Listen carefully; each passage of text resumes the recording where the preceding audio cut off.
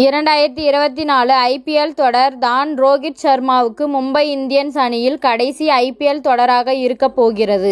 Mumbai Indians அணியிலேயே தொடர விரும்பினால் கூட ரோஹித் சர்மாவை அணியில் தக்க வைக்க அந்த அணி தயாராக இல்லை என கூறப்படுகிறது. கடந்த 10 சீசன்களாக மும்பை இந்தியன்ஸ் அணியின் கேப்டனாக இருந்தவர் ரோஹித் சர்மா. கடைசி 3 ஐபிஎல் தொடர்களில் மும்பை இந்தியன்ஸ் அணி கோப்பை வெல்லவில்லை. கடைசி 2 தொடர்களில் பிளே ஆஃப் சுற்றுக்கு செல்லவில்லை. இதையடுத்து கேப்டன் பதவியில் இருந்து ரோஹித் சர்மாவை நீக்கிவிட்டு குஜராத் டைட்டான்ஸ் அணியில் இருந்து வம்படியாக வாங்கப்பட்ட ஹர்திக் பாண்டியாவை கேப்டனாக நியமித்தது மும்பை இந்தியன்ஸ்.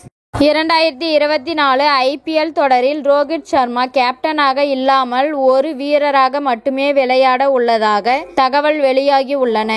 அவரின் தனிப்பட்ட பேட்டிங் செயல்பாட்டின் மீது நம்பிக்கை இல்லாத மும்பை இந்தியன்ஸ் அணி 2025 மெகா ஐபிஎல் ஏலத்திற்கு முன் ரோஹித் சர்மாவை அணியில் இருந்தே நீக்க முடிவு செய்துள்ளதாக கூறப்படுகிறது. ஐபிஎல் தொடரின் மெகா ஏலத்துக்கு முன் ஒவ்வொரு அணியும் 4 வீரர்களை மட்டும் தக்க வைத்து கொண்டு மற்ற வீரர்களை நீக்க வேண்டும். அந்த அடிப்படையில் மும்பை இந்தியன்ஸ் வேறு 4 வீரர்களை தக்க வைத்து கொண்டு ரோஹித் சர்மாவை நீக்க உள்ளது. அதனால் 2025 ஐபிஎல் ஏலத்தில் ரோஹித் சர்மா பங்கு பெற போவது கிட்டத்தட்ட உறுதியாகிவிட்டது.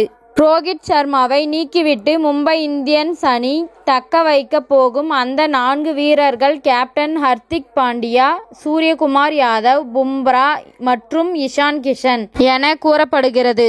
2024 ஐபிஎல் தொடரில் இஷான் கிஷன் சரியாக ரன் குவிக்கவில்லை என்றால் அவரை நீக்கிவிட்டு வெளிநாட்டுக்கு வேகப்பந்து வீச்சாளர் ஒருவரை அந்த அணி தக்க வைக்க வாய்ப்பு உள்ளது. இத்துடன் இந்த செய்தி முடிவடைகிறது. நன்றி, வணக்கம். மீண்டும் அடுத்த வீடியோவில் சந்திப்போம்.